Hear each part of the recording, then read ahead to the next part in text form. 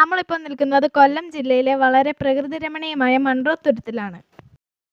One day ട്രിപ്പിന് പറ്റിയ ഒരു കിടിലൻ സ്ഥലമാണിത്.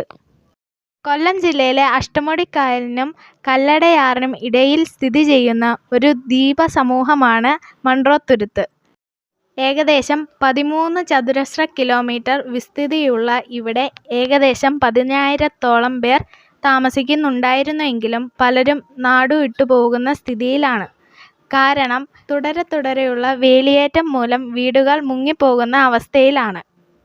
കൊല്ലത്ത് ചിതറിക്കിടന്ന പല പ്രദേശങ്ങളെയും കനാലുകൾ നിർമ്മിച്ച് ജലമാർഗം യോജിപ്പിച്ച വ്യക്തിയാണ് കേണൽ മൺട്രോ. കേരളത്തിലെ ജീവവായു എന്ന് വിശേഷിപ്പിക്കുന്ന കണ്ടൽ വനങ്ങളാണ് ഇവിടുത്തെ മറ്റൊരു പ്രത്യേകത. മരത്തിൻ്റെ മുകളിൽ നിന്നും വേരുകൾ പൊട്ടിമുളച്ച് കായലിൽ വന്ന് ഇറങ്ങുന്നു.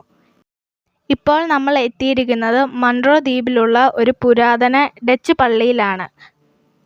ചുവന്ന ഇഷ്ടികയിൽ നിർമ്മിച്ച ഈ പള്ളിയുടെ കാര്യങ്ങൾ നോക്കുന്നത് ഈ പ്രദേശത്തെ ഏക ക്രിസ്ത്യൻ കുടുംബമാണ്.